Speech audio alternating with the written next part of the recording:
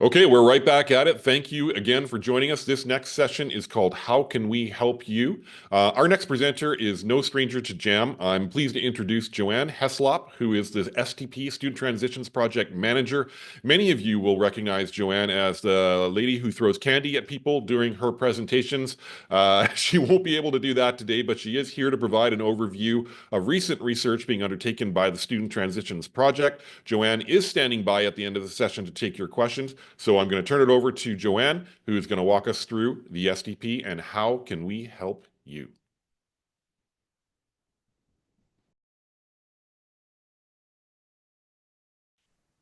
Thanks for the introduction, Mike. So I'll begin with the Student Transitions Project. How can we help you? If you saw the outline for this presentation in the schedule, you might have noticed that it's up to you, the audience, to provide topics or questions of interest in advance to help form the agenda for the presentation. Well, I didn't really receive as many questions as I thought, but that was still helpful. I did wonder why the questions were submitted were so scarce.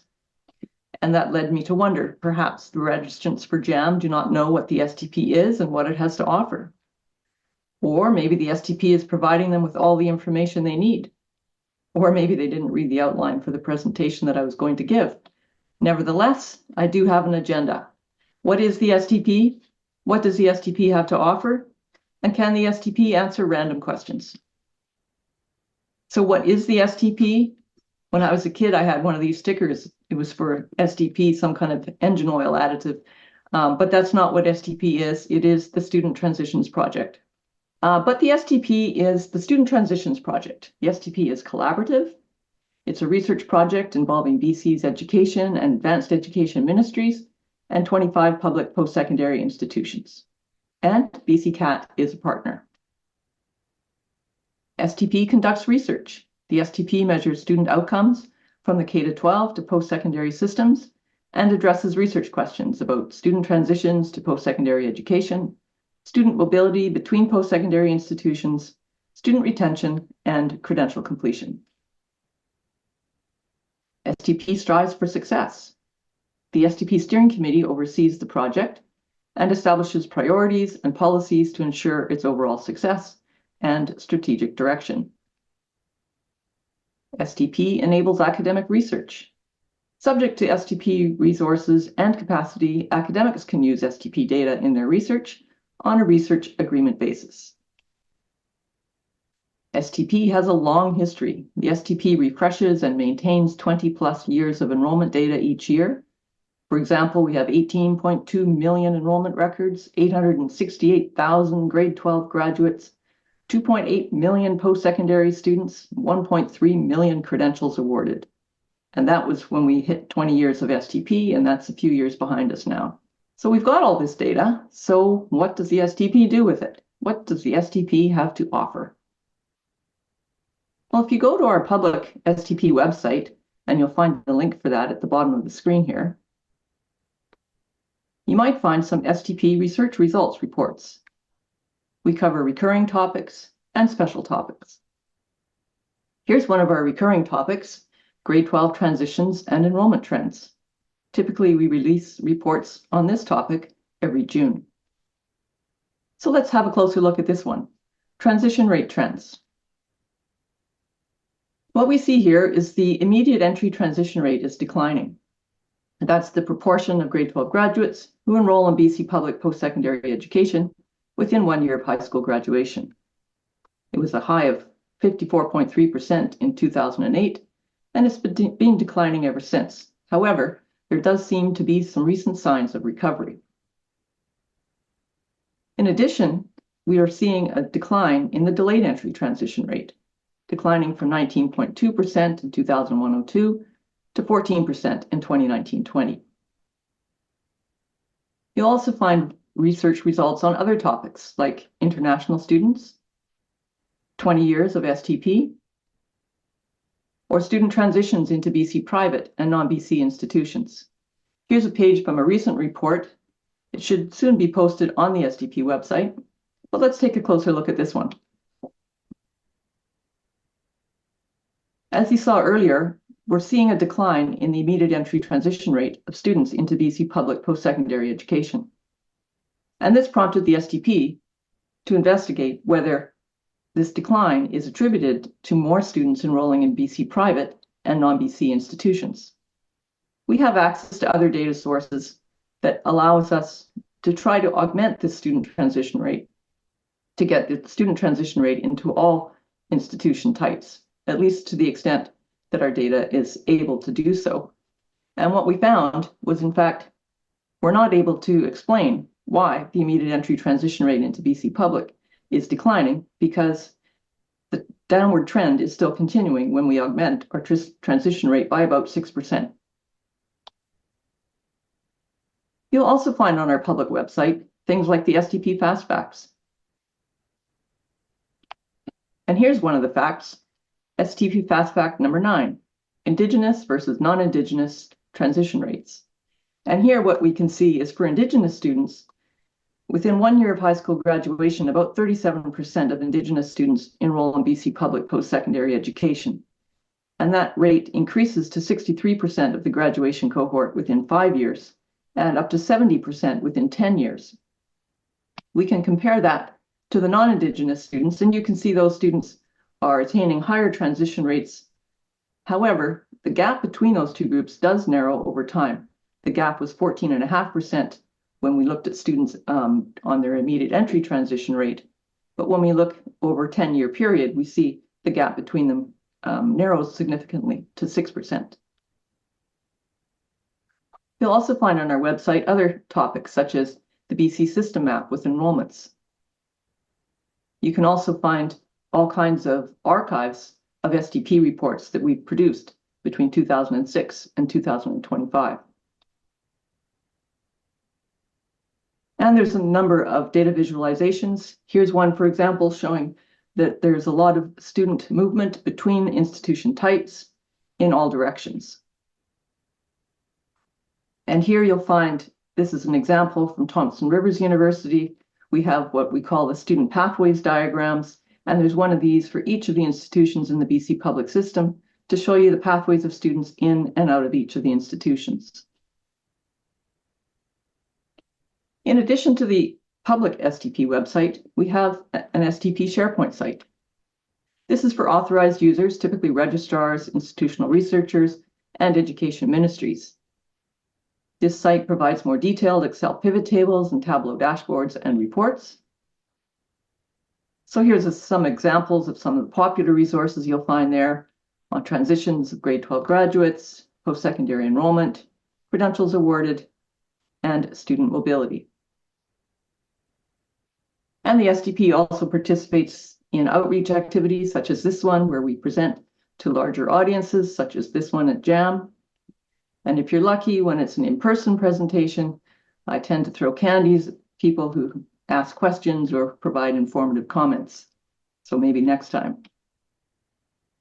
That leads me to some work in progress.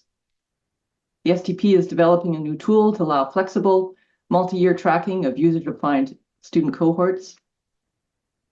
We're developing the Student Mobility and Retention Tool, also known as STP Smart. This new tool will help the STP respond to ad hoc questions about student retention, mobility, and credential completion. And the long-term goal is to allow users to answer their own questions. Questions like some of the ones that I will address here. Here's the first question that I'm going to use STP Smart to help answer. So what are the post-secondary education trajectories and outcomes of Vancouver Island High School graduates who first enrolled in BC public post-secondary institutions in 2018-19? And then there's a number of sub-questions. Each of these I will address over the next few slides. So we begin by defining a cohort of students. There's almost 4,300 recent graduates from the Vancouver Island high schools that I'm going to use here. And these students first registered in any of BC's 25 public post-secondary institutions in 2018-19 within 4 years of graduating from high school. So these students graduated from high schools shown in this green area on the province of BC.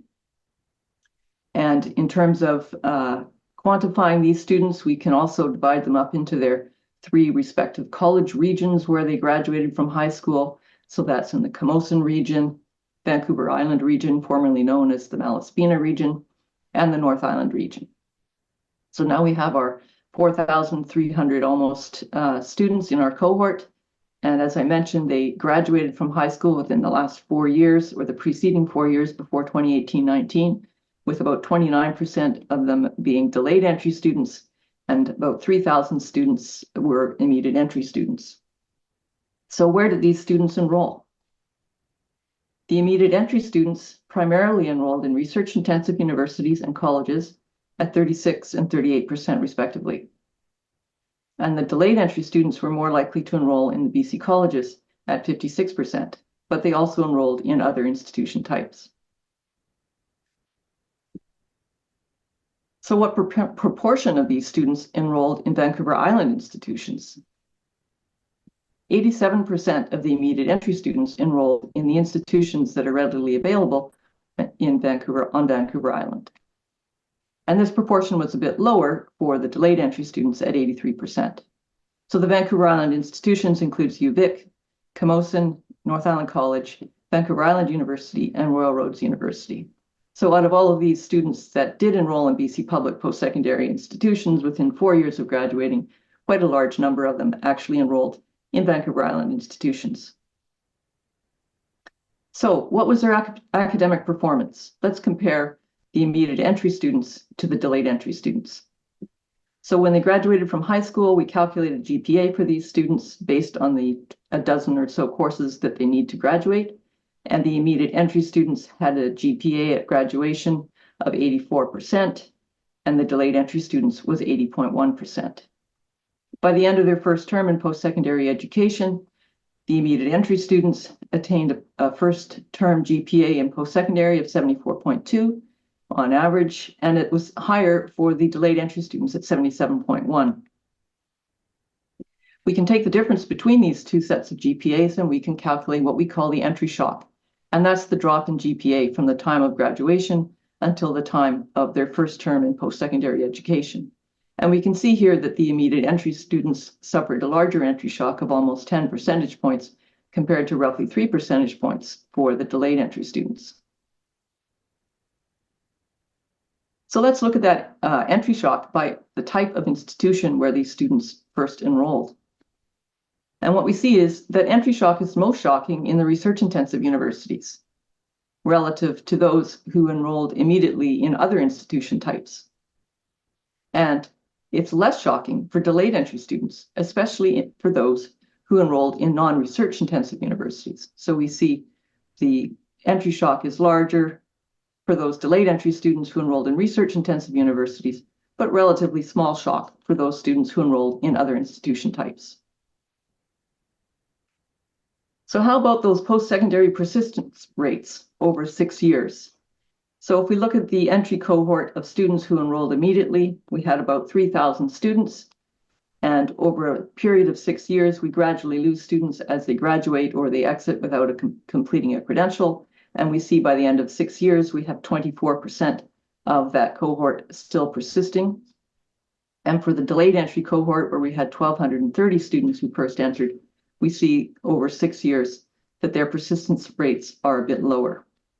And what we typically like to do is look at that first year retention rate. And we see that the retention rate for the immediate entry students was higher at 72% compared to 55% for the delayed entry students. In terms of credits that these students accumulated over time, we see that the immediate entry students were accumulating a greater number of credits over the 6-year period compared to the delayed entry students. What about the credential completion rates over 6 years? We find that the immediate entry students, 66% completed a credential within 6 years, and this proportion was 50% for the delayed entry students. In terms of the proportion of students completing a bachelor's degree from each of these different cohorts, 62% of the immediate entry cohort completed a bachelor's degree compared to 40% of the delayed entry cohort. And we can see that the delayed entry cohort was also completing shorter credentials, as you can see in the first few years here, that these students were completing credentials sooner than the students in the immediate entry cohort. So that brings me to my next question. Does median family income affect whether and where BC high school students enroll in BC public post-secondary education? So here we have a distribution of the high school graduates across the median family income groupings based on the postal code where these students lived at the time of graduation. And the average median income is derived from the 2021 census data. So this is the income of the students' families. And here I've overlaid a trend line showing you the proportion of students who enrolled immediately in post-secondary education according to the median family income grouping. And we can see here that there's increasing immediate entry transition rates across the median family income brackets, but then it starts to trail off on the higher income groupings. And that's because students who come from families with sufficient income, these students essentially have the resources to enroll almost anywhere in the world. And these are immediate entry transition rates into the BC public system only. So those students who did enroll elsewhere would not be included there. And also bear in mind that the students whose median family income is more than 140,000, that actually represents just 3% of the grade 12 graduates presented here. So where do these students enroll? If we look at the immediate entry destinations by institution type and family income, the top of this graph basically represents 100% of the immediate entry students within each of the income brackets. And so here what we see is the share of students who enrolled immediately in TIUs, colleges, or institutes. There tends to be more of them in the lower income range compared to the students who enrolled in research-intensive universities. We see more of those students in the upper income range. So my next question, what proportion of registrants in BC public post-secondary institutions previously completed a bachelor's degree or higher in the BC system in the preceding 20 years?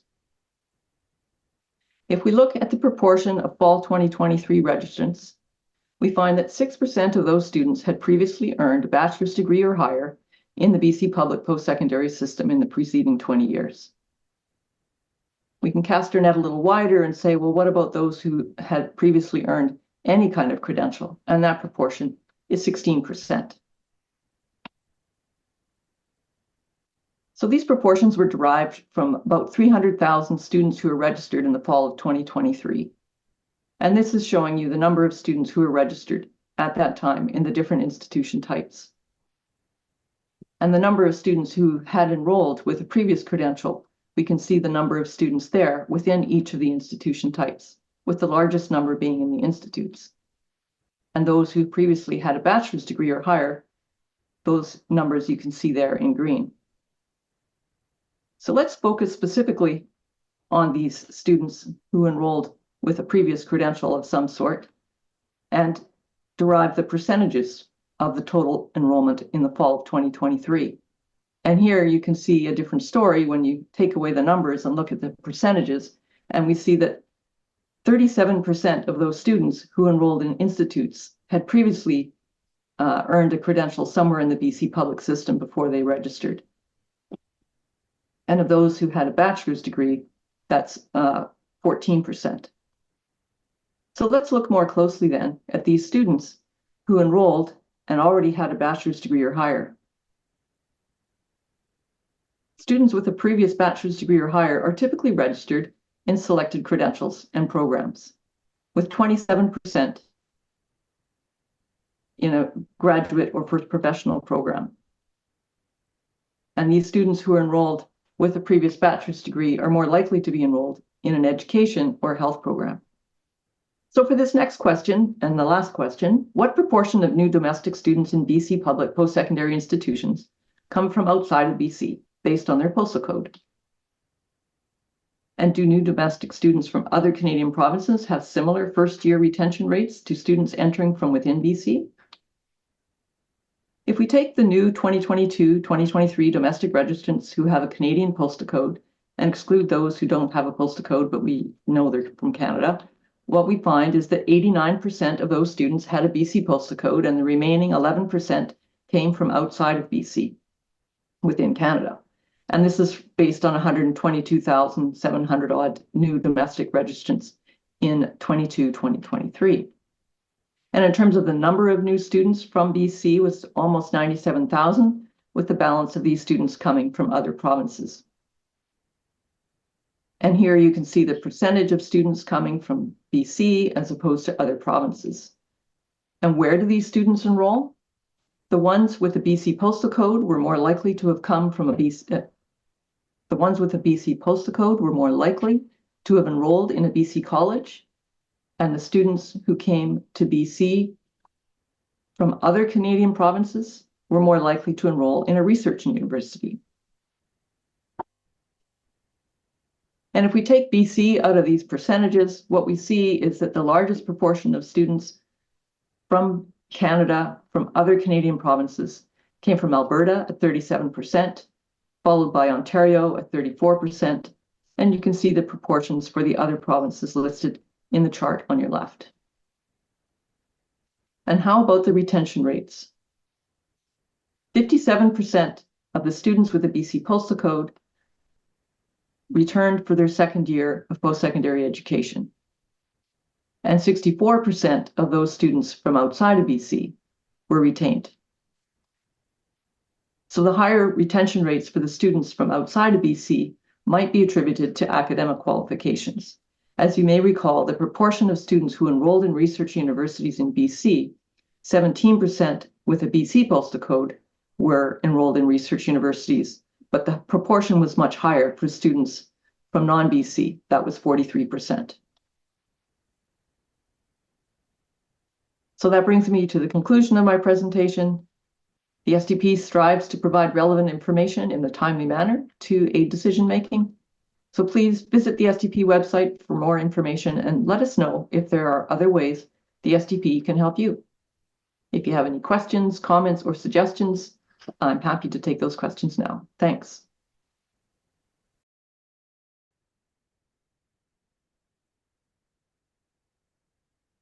Okay, welcome back. It's now my pleasure at this time to welcome Joanne Heslop, STP Manager. Welcome, Joanne. Thanks, Mike. All right, we've got a couple of questions in the chat. Just a reminder to everybody, please put your questions into the Q&A so I can relay them to Joanne. So the first question is from Sarah from Columbia College.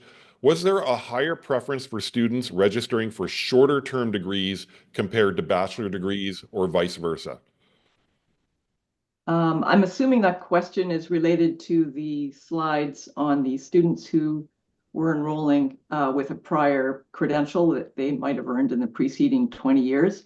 And if that's the case, then yes, it did seem, and I do have a breakdown, but I don't have the numbers in my head, but I do recall when I looked at different credential types that there was a significant proportion of sort of certificates and diplomas that students had earned before enrolling in post-secondary.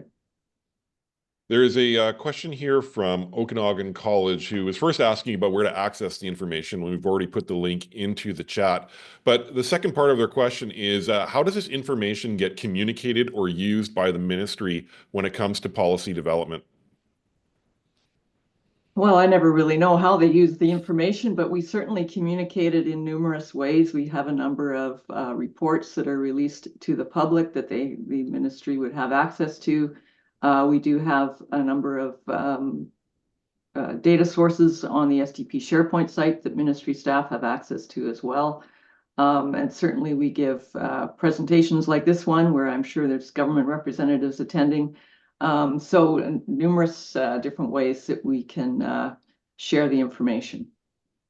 I wanted to ask you about some of the specific slides that you have in your presentation. On the slide 33, I was surprised to see that 87% of the Vancouver Island high school graduates who enrolled immediately in BC post-secondary enrolled in Vancouver Island institutions. Does the same hold true for immediate entry students from other regions in BC enrolling in their home region? Yeah, and in fact, that is pretty typical. I believe for the mainland Southwest region, it's a little bit higher, about 90%. And in the other two, we sort of divide the province into sort of four major quadrants. So the other quadrant being Thompson, Okanagan, Kootenays, it's about 78%. And then Cariboo North graduates of those who enroll immediately in post-secondary, it's 72% enroll in institutions within their sort of Cariboo North region. So yeah, pretty similar. There is a question from Martin from Brock University. So, Brock, the question is there is this project unique to BC, or are there similar projects like this in Ontario or any other provinces? Well, maybe somebody from Ontario could answer the question for me. I think they've dabbled in this a little bit. I don't know if they have the extent to the number of years of data that we have. I don't really feel confident to respond to that question for another jurisdiction. Sorry. Okay. On slide 35, you showed an entry shock of negative 14 percentage points for immediate entry students from Vancouver Island high school students entering a research-intensive university. Do you find that that type of entry shock is typical for students entering a research university from any high school region? Yeah, that is actually pretty typical when students enroll in research-intensive universities from virtually any region of the province. I think the entry shock is around 13 percentage point drop in their GPA.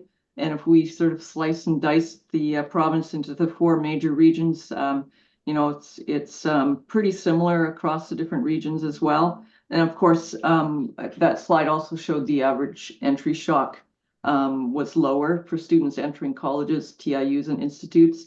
And for the province overall, not just looking at Vancouver Island graduates, that entry shock is about half that as it is for the research universities, about a 6 percentage point drop. All right. There's a question here again from Okanagan College. Given the tendency to stay close to home, do you have a sense of enrollment rates for high school grads in areas without significant local access? We could certainly drill down and look at the data. We could go right down to the postal code level. So I don't have any numbers rolling around in my head. There's too many of those numbers to be able to spew anything out at this point, but it's certainly something we could look at. If institutions wanted to gain access and do their own drilling, how could they do that? Well, there is as I mentioned, the STP SharePoint site with a number of different tools available to the institutional research offices and the registrars as well. So by all means, reach out to those people in your institutions and they can probably help you find the answers that you need. All right, so talk to your institutional research officers because they have access to the data so that they can find information if you are looking for something specific. And also, as always, take a look at the STP websites because there's a variety of reports that are available to you to find information about your institution as well as what's going on in the sector at large. We have one final question from Ernest Kwok from TRU. Is the proximity the reason why there are so many out-of-province students from Alberta? How about Ontario students? And on another note, is the amount of transfer credit students can receive a factor in the type of institutions that students enter? Okay, so in terms of proximity to BC, yes, I suspect that the relatively high proportion of students coming from Alberta into BC is because we're nearby. As far as the proportion coming from Ontario, well, certainly they have a larger population. So in terms of the proportion, that population could also be a factor. But in addition to that, we have some destination universities here, UBC perhaps being one of them. So, it's not too unlikely that we would be attracting students from far away, like Ontario. As far as the transfer credits, that was a question about whether the amount they receive is a factor in the type of institutions that they decide to enter. Yeah, and my data would be able to look at the transfer credits, but I didn't really look at that as part of my analysis. But certainly we have that in our student mobility data if one was interested in looking at that more closely. All right. Well, we are at time, so I do appreciate, Joanne, you joining us for this session. Really appreciate it. And once again, to everybody, this session will be made available to you after the fact. So if you want to drill down and if you have further questions, you can always reach out to Joanne, who is happy to help you out. Thank you for joining us today, Joanne. Thank you. Okay, we have reached the lunch break for day 2 of JAM. Thank you so much for being with us so far. We are going to take a pause for about an hour and we will get back to it at the start of 1 o'clock where we will be having a panel discussion called Revitalizing Voices, Preserving Indigenous Languages Through Post-Secondary Education. This was a really great conversation, so I hope you'll be able to join us starting at 1 o'clock. We'll see you then.